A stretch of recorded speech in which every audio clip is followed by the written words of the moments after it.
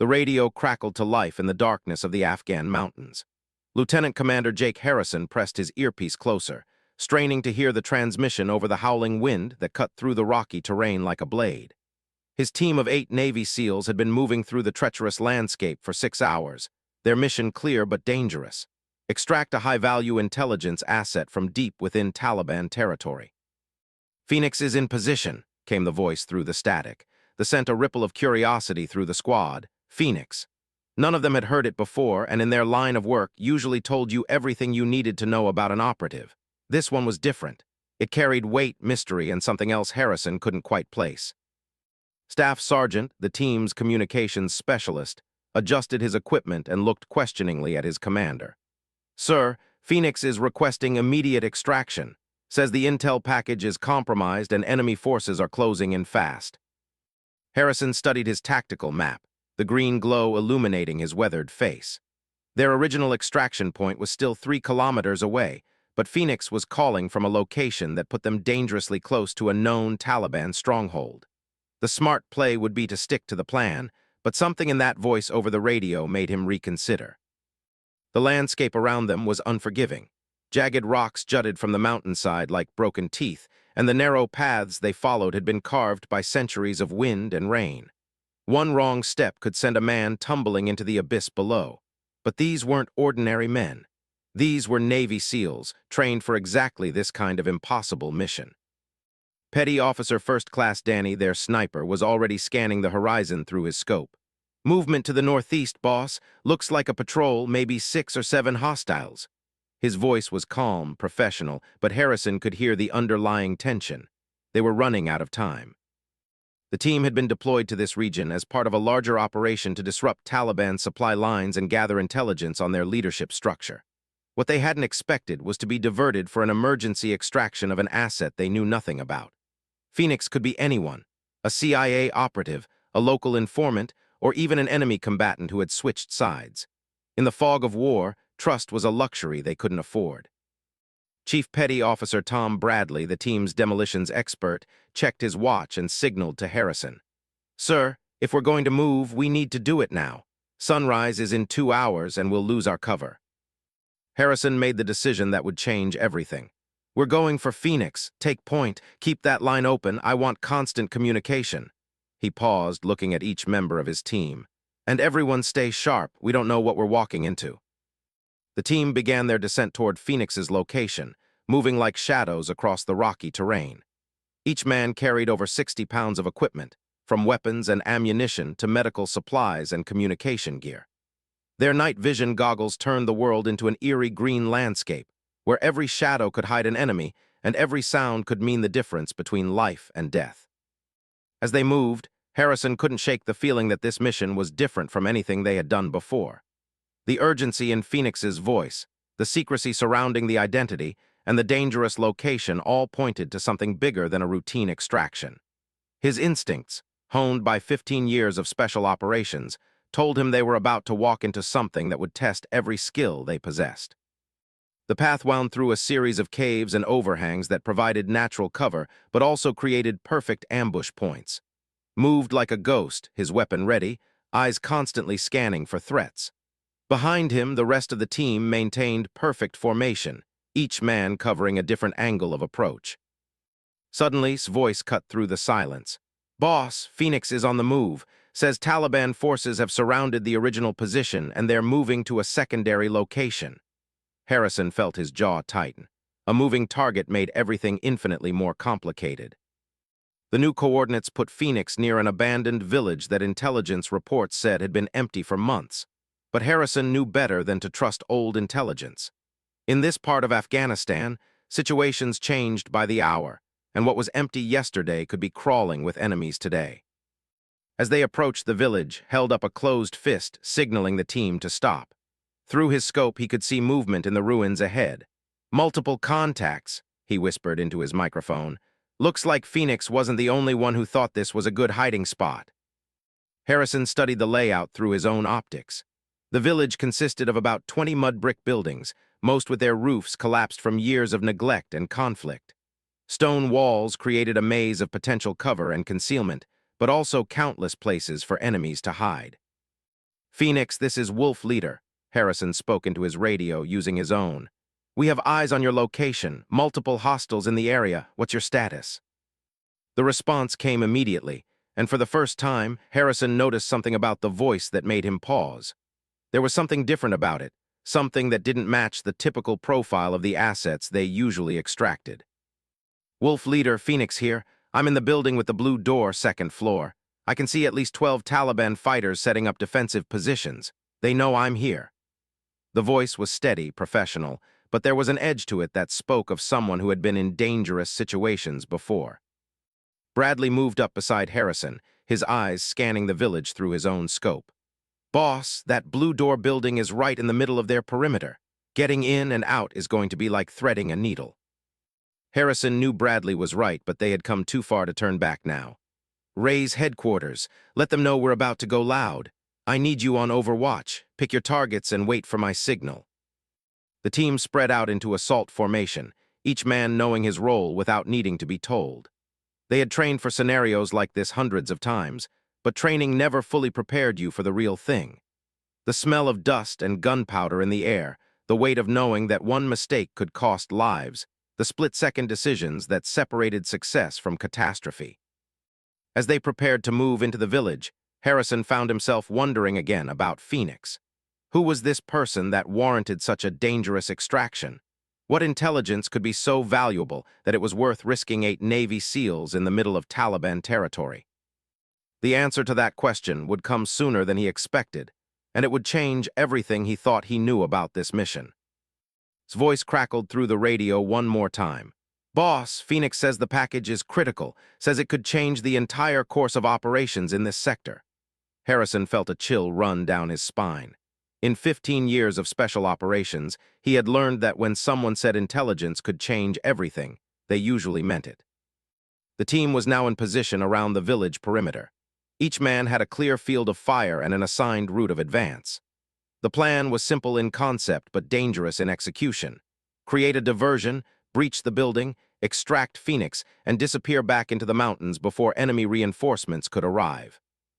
But as Harrison prepared to give the signal to begin the assault, Phoenix's voice came over the radio one last time with words that would haunt him for years to come. Wolf Leader, there's something you need to know before you come in here. This extraction isn't what you think it is. The words hung in the air like a bomb waiting to explode. Harrison felt every muscle in his body tense as he processed what Phoenix had just said. Around him, his team remained in position, weapons trained on the village below, but he could sense their confusion through the radio silence that followed. Phoenix, explain, Harrison commanded, his voice barely above a whisper but carrying the authority of a man who had led countless dangerous missions. Wolf Leader, the intelligence package isn't documents or digital files. It's me, I am the package. The voice paused, and Harrison could hear gunfire in the background, distant but getting closer. And there's something else you need to know. I'm not who your briefing said I was. His voice cut through the tension. Boss, we've got movement. Looks like they're starting a sweep pattern. We need to move now or we're going to lose our window. Harrison's mind raced. In special operations, you learn to adapt to changing circumstances, but this was beyond anything he had experienced. An asset who claimed to be the intelligence package, admitting to being someone other than who they were supposed to be, while surrounded by enemy forces in hostile territory. Phoenix, we're coming in. Whatever explanations you have can wait until we're all breathing free air. Harrison made the decision that every leader dreads and hopes for simultaneously, the moment when training and instinct have to carry you forward into the unknown. The assault began with his rifle speaking first. His shot took down a Taliban sentry who had wandered too close to their position, the suppressed weapon making barely more noise than a heavy cough. But in the stillness of the mountain night, even that small sound seemed to echo like thunder. Bradley and 2 other team members moved toward the eastern side of the village, while Harrison and the remaining SEALs approached from the west. The plan was to create crossfire that would confuse the enemy and provide multiple escape routes if things went wrong. As they moved through the ruins, Harrison couldn't help but notice the details that spoke to the village's history. Children's toys scattered in the dirt, faded remnants of colorful fabric that had once been someone's pride, cooking pots still sitting where they had been abandoned. War had a way of freezing moments in time, preserving the ordinary in the middle of extraordinary destruction. His voice crackled in his ear. Wolf leader Phoenix is moving. Looks like they're trying to reach the rear of the building. Harrison adjusted his route, knowing that timing would be everything. If they reached the extraction point at different times, they would all be sitting ducks for any Taliban fighters who managed to get organized. The building with the blue door loomed ahead, its second story dark except for occasional flashes that suggested someone with night vision equipment was watching the approaches. Harrison found himself studying those windows, wondering what kind of person was behind them. The voice on the radio had been steady, professional, but there had been something else in it, something that suggested depths he hadn't yet begun to understand. A burst of automatic gunfire erupted from the eastern side of the village. Bradley's team had made contact. The sharp crack of AK-47s mixed with the deeper boom of the SEALs' weapons, creating a deadly symphony that echoed off the stone walls and rocky cliffs around them. Contact east, contact east. Bradley's voice was calm despite the obvious intensity of the firefight. Multiple hostiles were suppressing and advancing. Harrison knew that sound would draw every Taliban fighter in the area like moths to a flame. Their window of opportunity was measured in minutes, maybe less. He signaled to his team, and they broke into a run, covering the final distance to the Blue Door building in a series of bounds that kept them moving while maintaining fields of fire. The door was ancient wood, weathered by years of mountain storms and desert heat.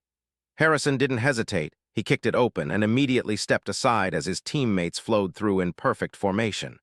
The interior was dark, filled with the musty smell of abandonment, and something else, something that suggested recent occupation. Phoenix, we're in the building. What's your location? Harrison spoke into his radio as his team began clearing the ground floor room by room. Second floor, rear room facing the mountain, came the reply. But Wolf leader, I need you to know something before you see me. Your mission briefing was wrong about more than just my identity. Harrison took the stairs 2 at a time, his weapon ready, his mind trying to process what that could mean. Wrong about identity was one thing. Assets used false names all the time for security reasons. But wrong about more than identity suggested something deeper, something that could compromise not just this mission but future operations. The second floor was a maze of small rooms connected by narrow hallways. Ancient Persian rugs, now faded and worn, still covered some of the floors. Bullet holes in the walls told the story of previous conflicts, and Harrison found himself wondering how many other soldiers had walked these same floors, facing their own moments of uncertainty and danger. He reached the rear room and paused outside the door. Inside, he could hear movement, careful, deliberate, the sound of someone who understood the value of noise discipline. But there was something else, something subtle that his 15 years of experience couldn't quite categorize. Phoenix, I'm outside your door, he whispered into his radio. Come in, Wolf leader, and prepare yourself for a surprise. Harrison pushed open the door and stepped into a moonlit room. Crouched by the window, watching the approaches with night vision equipment that looked more sophisticated than what most CIA operatives carried, was a figure in local dress. But as the figure turned toward him, Harrison's assumptions about this mission, about Phoenix, about everything, crumbled like a house of cards. Phoenix was a woman. Not just any woman, but someone who moved with the fluid precision of a trained operator. Her equipment was top-of-the-line military grade. Her positioning in the room showed tactical awareness that spoke to serious training, and her eyes, even in the dim light, Harrison could see they held the kind of steady confidence that came from facing death and walking away. Wolf leader, meet Phoenix, she said, her voice carrying a slight accent that Harrison couldn't immediately place. Though that's not my real name, of course. Harrison felt his world shift. In 15 years of special operations, he had extracted assets of every description. Men, women, old, young, friendly, hostile, but never someone like this. Someone who looked like they belonged on his team rather than sitting in a safe house waiting for rescue. Who are you? He asked, though even as the words left his mouth, he knew that question was probably more complicated than either of them had time to answer. Someone who has been working behind enemy lines for longer than you might believe, she replied, quickly gathering a small pack and slinging what appeared to be a custom sniper rifle across her back. Someone who has intelligence that your government desperately needs, and someone who is about to be very dead if we don't move in the next 2 minutes. As if summoned by her words, voice crackled through the radio with the news Harrison had been dreading. "Wolf Leader, we've got vehicles approaching from 3 directions. Looks like reinforcements and they're moving fast." Harrison looked at Phoenix, this mysterious woman who was clearly far more than she appeared to be, and made another split-second decision that would define the rest of this mission. "Can you move fast?" She smiled, and in that expression Harrison saw something that made his veteran instincts sit up and take notice. "Wolf Leader, I've been moving fast through hostile territory since before some of your team members learned to tie their boots. The question is whether you can keep up." Outside, the sound of approaching vehicles grew louder, mixed with the ongoing firefight as Bradley's team continued to engage Taliban forces on the eastern edge of the village. The window for extraction was closing rapidly, and Harrison knew that whatever secrets Phoenix carried, they were about to be tested in the crucible of combat. "All teams, this is Wolf Leader. We have Phoenix and we're moving to Extraction Point Bravo. Converge on my position and prepare for fighting withdrawal." Harrison paused, looking one more time at the woman who had already started moving toward the window with the kind of confidence that suggested she had done this before. "And team," he added, his voice carrying a note that his men would recognize as significant, "our asset is not what we expected. Adjust your assumptions and stay flexible." As they prepared to rappel from the second-story window, Phoenix paused and looked directly at Harrison. "Wolf Leader, there's one more thing you should know before we leave this room." Harrison felt his stomach drop. In his experience, there was always one more thing, and it was never good news. "The intelligence I carry isn't about Taliban operations or supply lines," she said, her voice steady despite the chaos erupting outside. "It's about something much bigger, something that involves your government, my government, and a conspiracy that reaches higher than you can imagine." Harrison stared at her, feeling the weight of those words settle over him like a heavy cloak. Outside, the vehicles were getting closer, and Bradley's team was calling for immediate support. They were out of time for explanations, but Harrison knew that whatever Phoenix was about to tell them would change everything he thought he understood about this war, this mission, and the forces they were really fighting against. "Move," he said simply, but as they prepared to descend into what was about to become a very deadly night, Harrison couldn't shake the feeling that extracting Phoenix was going to be the easy part of what lay ahead. The rope burned through Harrison's gloves as he rappelled down the side of the building, Phoenix descending parallel to him with a grace that spoke to extensive training. Below them, muzzle flashes lit up the night like deadly fireflies, as Bradley's team engaged an increasing number of Taliban fighters, who seemed to be materializing from every shadow in the village. As soon as Harrison's boots touched the ground, he could hear the distinctive whine of incoming mortars. Someone in the enemy force was experienced enough to call in indirect fire, which meant they were facing more than just local Taliban.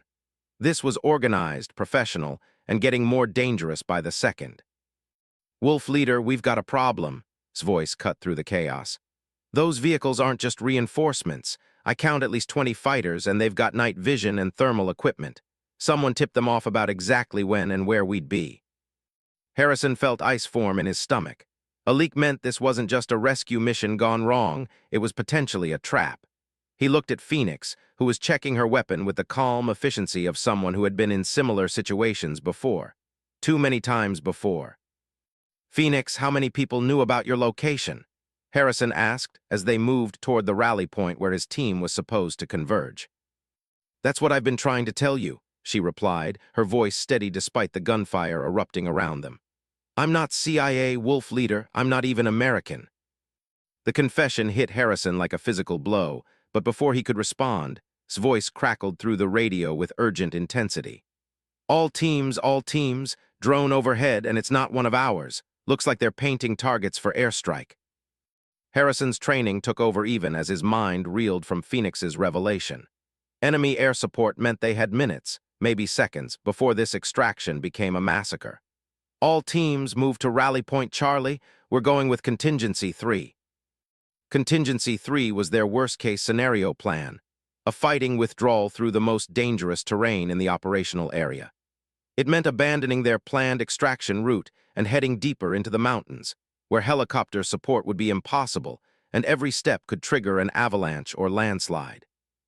As they ran through the village ruins, dodging between bullet walls and collapsed buildings, Phoenix grabbed Harrison's arm.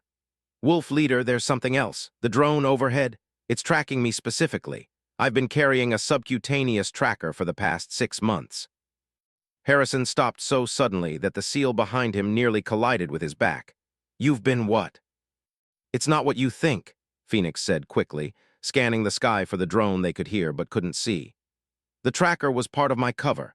I've been working undercover for British MI6, infiltrating a network that involves high-ranking officials in both the American and Afghan governments. The pieces of the puzzle began clicking together in Harrison's mind, each one making the picture more dangerous and complex. A British agent, carrying intelligence about corruption involving American officials, being tracked by enemies who knew exactly when and where the extraction would take place. Boss, we need to move. Bradley's voice carried the edge of desperation. His team was fighting a running battle against superior numbers, and their ammunition wouldn't last forever. Harrison made a decision that went against every instinct he had developed in 15 years of special operations. Instead of running toward safety, he grabbed Phoenix by the shoulder and looked directly into her eyes. Right here, right now, tell me what intelligence you're carrying that's worth all of this. Phoenix looked around at the chaos surrounding them, explosions getting closer, gunfire intensifying, the whine of the drone overhead growing louder. In any rational assessment, this was the worst possible time for explanations. But she seemed to understand that Harrison wasn't going to take another step without knowing what they were really fighting for. There's an American general who's been selling weapons to Taliban commanders, she said rapidly. Not just small arms, heavy weapons, night vision equipment, encrypted radios. Equipment that's been used to kill American and British soldiers. I have video evidence, financial records, and communication intercepts that prove he's been running this operation for over 2 years. Harrison felt the world shift around him again. Treason at that level wasn't just about money or politics. It was about every soldier who had died from weapons that should never have been in enemy hands. It explained the sophisticated equipment they were facing tonight, the professional tactics, the precise intelligence about their mission. Who, Harrison asked, though part of him wasn't sure he wanted to know. General, Phoenix replied, and Harrison's blood turned to ice. Wasn't just any general, he was the commanding officer overseeing special operations in this sector. More importantly, he was the father of Staff Sergeant, the communications specialist who was part of Harrison's team. The implications hit Harrison like a freight train. If General was compromised, then he knew about tonight's mission from the beginning. He knew about the extraction, the timing, the personnel involved. Which meant that Staff Sergeant, Young, who Harrison had trained personally, who had saved Harrison's life twice in previous operations, was either the most unlucky soldier in Afghanistan or something much worse. Wolf leader, come in, his voice cut through Harrison's thoughts.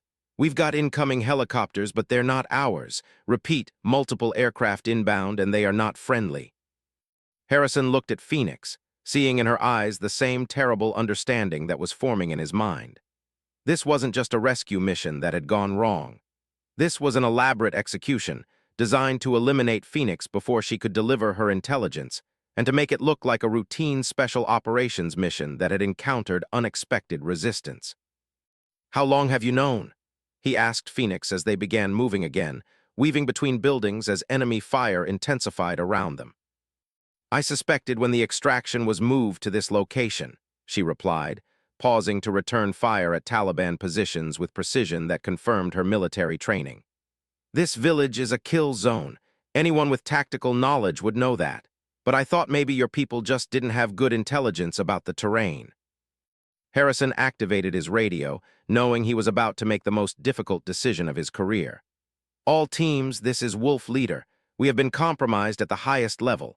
Assume all communications are monitored. Switch to backup frequencies and prepare for complete radio silence. He paused, looking at each member of his team as they fought their way through the village. These were men he had trained with, fought with, men who had entrusted their lives to his leadership countless times. Now he was about to ask them to trust him in a situation that every protocol they had ever learned. Phoenix is carrying intelligence about American military personnel involved in weapons trafficking to enemy forces, he continued. Our extraction has been compromised from the beginning. We're going to have to fight our way out, and we're going to have to do it without any support from command. The silence that followed was broken only by gunfire and explosions. But Harrison could feel the weight of that information settling over his team. Professional soldiers trained to follow orders without question, now facing the reality that someone in their chain of command wanted them dead. Bradley's voice came through the radio, steady and determined. "Wolf Leader, this is Bravo Team. We copy your assessment. What are your orders?" Harrison looked at Phoenix, this mysterious British agent who had turned their routine extraction into a life-or-death fight against their own command structure.